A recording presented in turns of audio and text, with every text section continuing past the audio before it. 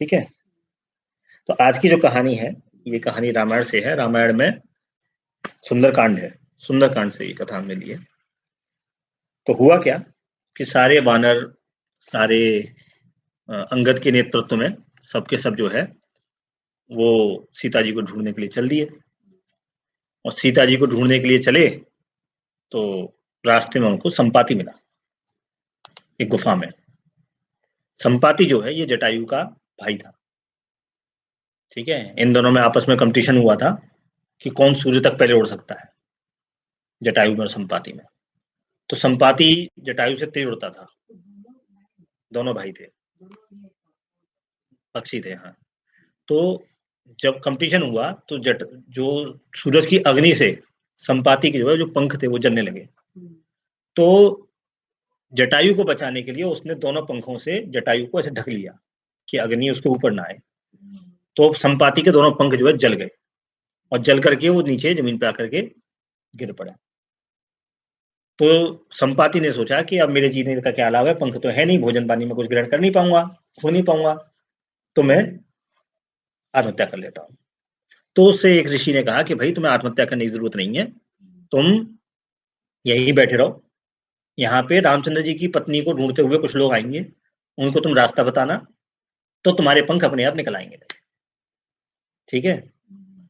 तो जब वो लोग अंगद और ये सब लोग, हनुमान जी वगैरह सब लोग मिले, तो उन्होंने पूछा कि भाई आप कौन हैं? तो उसने बताया कि मैं संपाति हूँ। बोला कि आपको कुछ पता है क्या कि यहाँ पे सीता जी को रावण हर कर लेके गया था, किधर लेके आया है? तो सुना है कि दक्षिण दिशा में लेके गया है। मेरे बेटा जो है, उनका एक बेटा था संपाति का, उसको रावण मिला था रास्ते में, और एक दिन उसका बेटा जो है बिना खाना लेके लौटाया। तो संपाति ने पूछा कि आज भोजन क्यों नहीं लाया?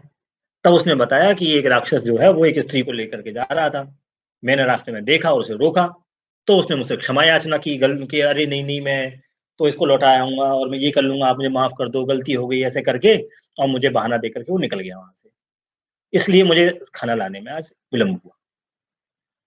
तब उसने बताया संपाति, झूठ बोल करके। तब संपाति ने अपने बेटे को बहुत डांटा कि अरे दुष्ट, तुझे में रावण से 10 गुना दम था, तू चाहता तो रावण को वहीं रोक सकता था, और तुझे मालूम था कि वो रामचंद्र जी की पत्नी है, राम के पिता दशरथ से हमारी बड़ी मित्रता रही है, और तूने उसको जाने दिया, तो बड़ा अधम है। और मैंने उसको बहुत डांटा उस टाइम। तब उसने बताया कि वो उसको लंका लेकर गया है, दक्षिण दिशा में। तो उसी से मुझे ज्ञात हुआ कि सीता जो है उनको लंका ले जाया गया है, तुम समुद्र के तट पे जाओ दक्षिण दिशा में, वहां तुम्हें प्राप्त हो। जैसे ही उसने बताया, जैसे ही उसने ये बात बताई, वैसे ही संपाति के दोनों पंख निकल आए। ठीक है। ये सुनकर के सारे अंगद और जितने भी वानर वगैरह थे, ये सारे के सारे समुद्र तट पे पहुंच गए। अब समुद्र तट पे पहुंचने के बाद सब लोग गंभीर चिंतन में पड़ गए कि भाई करीब 100 योजन का रास्ता है यहाँ से श्रीलंका का। 100 योजन की छलांग कौन लगाएगा? ठीक है। अब 100 योजन की छलांग लगाना लगभग, ठीक है। तो अंगद, सब लोग बैठे हुए थे, अंगद ने पूछा कि हाँ भाई, इस समुद्र को कौन लांग सकता है, कौन इतनी लंबी छलांग लगा सकता है? ऐसी डिस्कशन होते होते रात हो गई। रात तक कोई निष्कर्ष नहीं निकला कि कौन जा सकता है। अगले दिन सुबह फिर सब लोग घेर के बैठ गए, और अंगद ने फिर से पूछा सबसे कि आप में से जो भी 100 योजन छलांग लगा सकता है वो मुझे हाथ बताओ, कौन लगा सकता है? कोई कुछ नहीं बोला। तो अंगद ने सोचा कि ट्रिक चेंज की जाए। तो अंगद ने फिर क्वेश्चन ये पूछा कि अच्छा ये बताओ, कौन कितनी छलांग लगा सकता है? तो किसी ने बोला मैं 10 योजन लगा सकता हूँ, कोई बोला मैं 20 योजन लगा सकता हूँ, कोई बोला मैं 30 योजन लगा सकता हूँ। ऐसे करके वो 70 योजन तक पहुंच गए, 80 योजन तक पहुंच गए। 80 योजन तक पहुंचने के बाद जामवंत बोला कि मैं 90 योजन तक छलांग लगा सकता हूँ। अब तो मैं बूढ़ा हो गया हूं, लेकिन अभी भी मेरे में इतना दम है कि मैं 90 योजन तक की छलांग लगा सकता हूँ। जामवंत ने, जो रीछों का राजा था, ब्रह्मा जी का बेटा। तो जामवंत ने बताया कि आज से सैकड़ों वर्ष पूर्व समुद्र मंथन हुआ था, तब मैंने देवताओं की तरफ से, मेरे में ताकत नहीं थी कि मैं देवताओं की तरफ से वासुकी को खींचा था, तब मुझ में इतना दम था जब मैं जवान था। और जब भगवान विष्णु ने वामन अवतार लिया था और बाली के सिर पे पैर रखा था और बड़े विशाल हो गए थे, अंतरिक्ष तक उनकी लंबाई हो गई थी, तब मैंने 3 छलांग में उनकी परिक्रमा कर ली। इतना दम था मेरे में तब जवानी। अब मैं बूढ़ा हो गया हूँ, तो अब मैं 90 योजन से ज़्यादा नहीं छलांग सकता हूँ। तो आप इससे अंदाज़ा लगा लीजिए कि जामवंत की उम्र कितनी होगी। तो इसके बाद अंगद बोला कि मैं 100 योजन तक छलांग लगा सकता हूँ। लेकिन मुझे इसमें डाउट है कि मैं 100 योजन की छलांग लगा करके वापस आ जाऊँगा। क्योंकि मैं जा तो सकता हूँ, लौट के आ जाऊँगा इसमें मुझे डाउट है।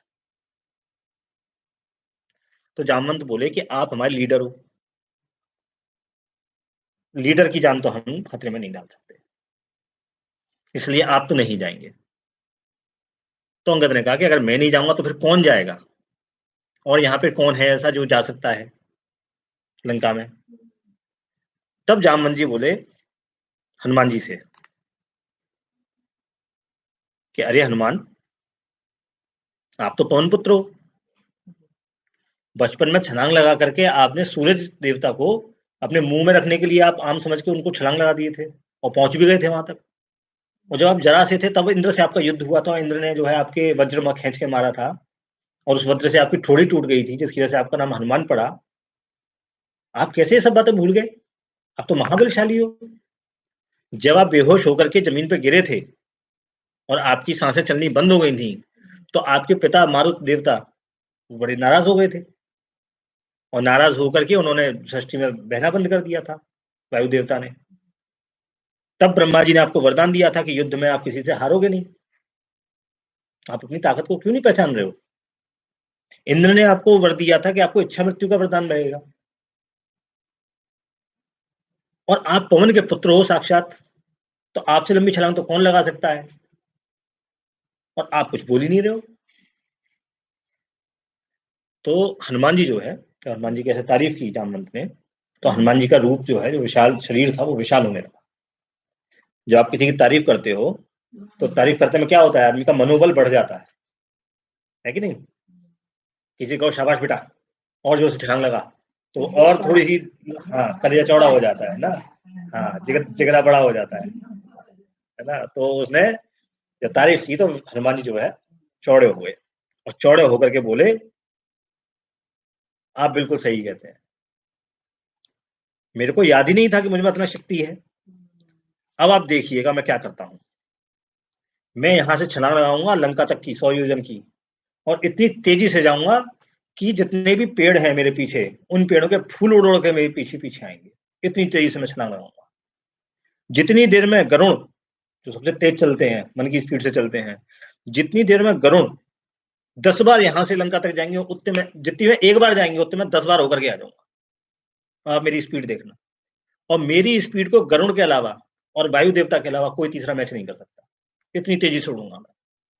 सूर्य भगवान पूरब से लेकर के पश्चिम तक जितनी बार में जाते हैं, उतने चक्कर में तो 10 बार काट दूँगा मैं। और ऐसा कह के उन्होंने अपना शरीर बड़ा करना शुरू कर दिया। जब बड़ा करना शुरू किया शरीर अपना, तो छलांग लगाने के लिए वो जगह ढूँढने लगे। बोले ये ज़मीन जो है मैं जब छलांग लगाऊँगा, तो ज़मीन मेरे धक्के को सह नहीं पाएगी। मुझे कोई और जगह चाहिए। वहाँ महेंद्र पर्वत था। महेंद्र पर्वत पे उन्होंने पैर रख कर के छलांग मारी।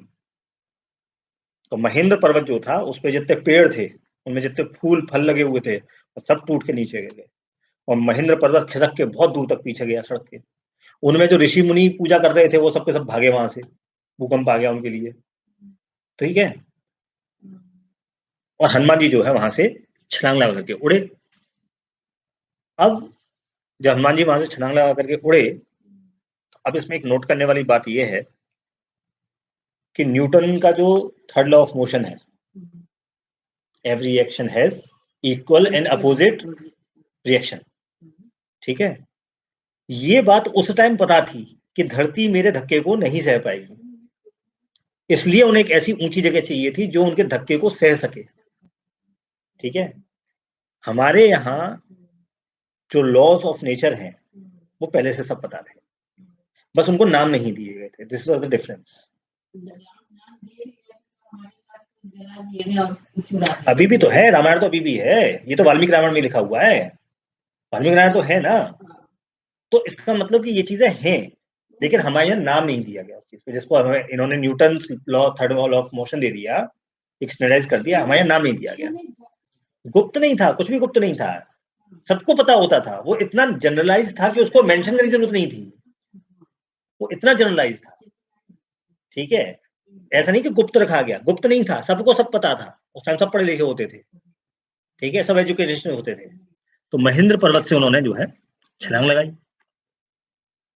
अब क्या हुआ कि जब समुद्र ने देखा कि हनुमान जी जो है छलांग लगा करके लंका की तरफ चले हैं, तो समुद्र ने जो है मेनाक पर्वत से कहा कि भाई दशरथ से जो है, दशरथ के जो पूर्वज हैं सगर वगैरह, उन सब ने मेरा बड़ा उपकार किया है, और क्योंकि उन्होंने मेरा उपकार किया है इसलिए तुम हनुमान जी जो रामचंद्र जी के काम से जा रहे हैं तो तुम उनकी मदद करो, तुम समुद्र में से बाहर निकलो और हनुमान जी को ठहरने के लिए थोड़ी सी जगह दो, ताकि वो तुम्हारे ऊपर थोड़ा विश्राम करके फिर आगे बढ़े। मैनाक पर्वत कौन? मैनाक पर्वत हनुमान हिमालय का बेटा, मैनाक पर्वत हिमालय का बेटा, पार्वती जी का भाई। ठीक है, पुराने जमाने में क्या होता था, पुराने जमाने में पहाड़ों के पंख होते थे और पहाड़ उड़ा करते थे। हाँ, समझ में नहीं आती है, कोई बात नहीं है, मैं समझा दूंगा। तो ये ऋषि मुनि जो है ये सब इंद्र के पास पहुंचे डर के कि भाई ये पहाड़ उड़ते हैं, इनको कंट्रोल करो।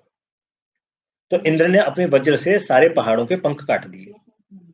ठीक है, केवल मैनाक पर्वत जो था ये समुद्र में जाकर के छुप गया था, इसलिए बच गया था, और ये अब भी उससे बाहर नहीं निकलता, क्योंकि अगर निकलेगा तो इंद्र इसके पंख काट देगा। ठीक है, जब मैंने पहली पहली बार ये बात पढ़ी, यानी किस पुराण में पढ़ी थी, तो उसमें ये बात मैंने पढ़ी तो मुझे विश्वास नहीं हुआ, मैंने कहा यार ये तो सही नहीं है। फिर मैंने कहा कि अगर ये बात लिखी हुई है तो इसका मतलब ये रामायण में भी होनी चाहिए। फिर मैंने वाल्मीकि रामायण ढूंढी तो वाल्मीकि रामायण में भी बात मिली। फिर मैंने कहा वाल्मीकि रामायण में लिखी है तो कहीं और भी होनी चाहिए, वेदों को ढूंढा और फिर मुझे वेदों में भी इसका संदर्भ मिल गया, और जब वेदों में मुझे इसका संदर्भ मिल गया फिर मैंने इसमें क्वेश्चन करना छोड़ दिया। यानी बहुत सारी चीजें ऐसी होती हैं जो पुराने जमाने में होती थी, अब नहीं होती। छिपकली को देख के कोई नहीं बोल सकता कि ये डायनासोर थी। छिपकली को देख के कोई बोल सकता है? कोई नहीं बोल सकता ना। मगरमच्छ को देख के कोई नहीं बोल सकता ना, पुराने जमाने में बहुत बड़ा जीव होता था। तो ऐसे जिराफ, जिराफ की गर्दन पहले इतनी बड़ी नहीं होती थी, अब इतनी ऊंची होती है। ठीक है, आज से हजारों साल पहले ऐसी नहीं होती थी। ठीक है, ये समय के साथ धीरे धीरे चेंज हो गई। तो इस करके पुराने जमाने में बहुत सी चीजें ऐसी हैं जिसको आज हम विश्वास नहीं करते। आज से 100 साल पहले कोई ये नहीं बोल सकता था ना कि हम चंद्रमा पे जाएंगे। अब बोलते हैं ना कि हम मंगल पे चले जाएंगे। आज से 100 साल पहले कोई बोलता था कि हम चंद्रमा पे चले जाएंगे? तो ऐसे ही चीजें बदलती हैं, हो सकता है आज हमारे गले ना उतरे वो बात। ठीक है, लेकिन अगर वेदों में लिखी हुई है तो we have to accept it. ठीक है, खैर, तो मेनक पर्वत से उन्होंने बोला कि भाई तुम जो है बाहर निकलो और इनको प्रश्रय दो और फिर ये आगे जाएं। तो मेनक जो है वो बाहर निकला, और बाहर निकल करके उसने हनुमान जी से रिक्वेस्ट किया कि महाराज थोड़ी देर जो है मेरे ऊपर विश्राम कर लो। समुद्र जो है उन्होंने मुझे आज्ञा दी है कि मैं आपके लिए थोड़ा सा सहारा करूं, थोड़ी हेल्प करूं, क्योंकि मदद करने वाले की मदद करनी चाहिए। ठीक है, इसको बोलते हैं कृतज्ञता। जिसने आपकी मदद की हो उसकी मदद करनी चाहिए, और जिसे आपकी मदद की हो उसकी मदद ना की जाए इसको बोलते हैं कृतज्ञता। तो हनुमान जी बोले कि भाई आपने बहुत अच्छा किया कि आपने मुझे ऑफर दिया, लेकिन मैं इसे एक्सेप्ट नहीं कर सकता क्योंकि मेरे पास टाइम नहीं है और मुझे यहाँ से जाना है और मुझे पहुंचना है, वापस भी आना है, इसलिए मैं रुकूंगा नहीं। आपका बहुत बहुत धन्यवाद, आपने मुझे ऑफर किया, but I can not accept it. ठीक है, ये कह के हनुमान जी वहां से चल दिया। जब आगे चले तो नहीं रुके। तो ऋषियों ने और देवताओं ने हनुमान जी का टेस्ट लेने के लिए सुरसा सुरसा से बोला कि सुरसा तुम इनका रास्ता रोको। तो सुरसा जो है वो बाहर निकली और हनुमान जी से बोली कि हे मानव, हे बानर, टेस्ट लेने के लिए कि हे बानर, तू जो कोई भी है तू इससे आगे नहीं जा सकता। मुझे ब्रह्मा जी का वरदान प्राप्त है कि जो भी इस मार्ग से जाएगा उसे मेरे मुंह में से होके जाना पड़ेगा। तो अगर तू मेरे मुंह में से होकर के जा सकता है तो ठीक है, और नहीं तो तू आगे नहीं जाएगा, तू सीधे मेरे पेट में जाएगा।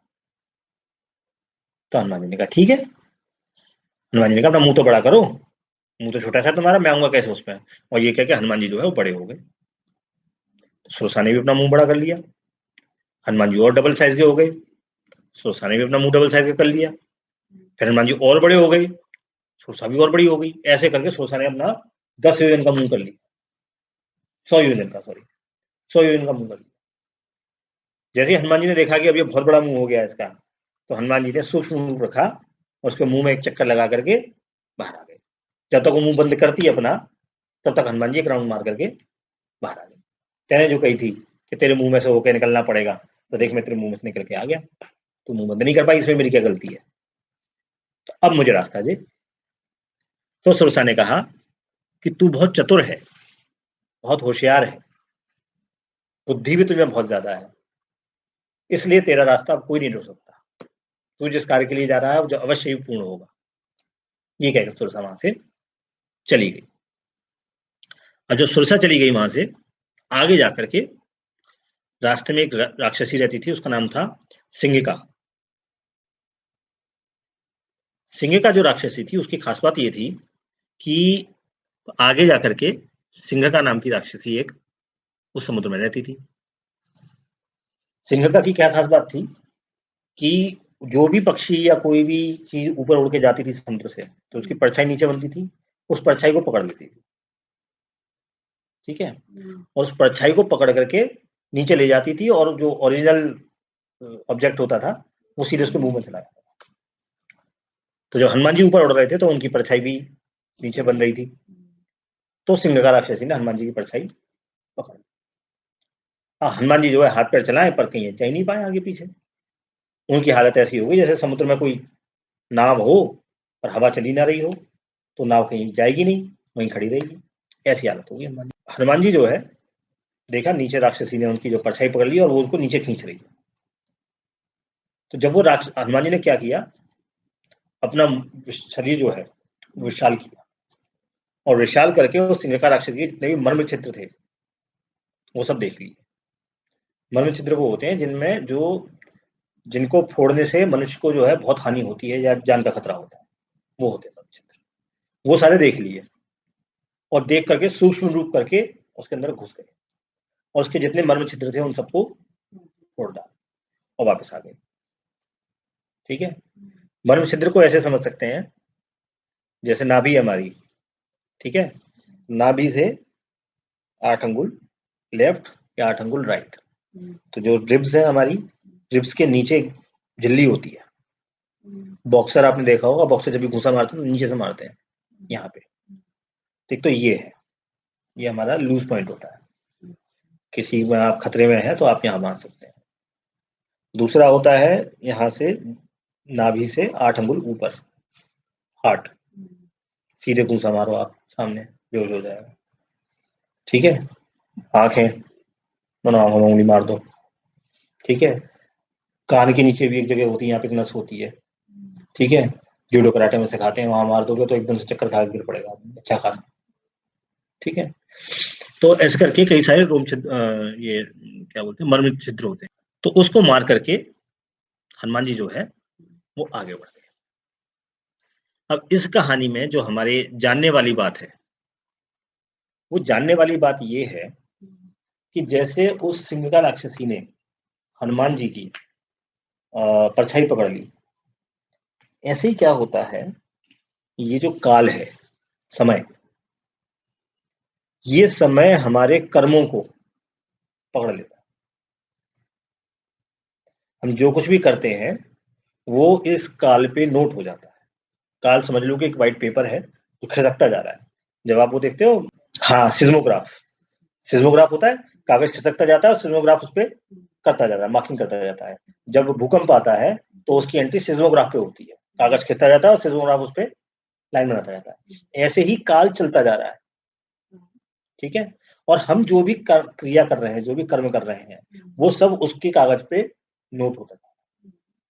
ठीक है, जैसे सिंह राशि की परछाई पकड़ लेती थी, ऐसे ही समय या काल हमारे कर्मों को पकड़ लेता है, नोट हो जाता है।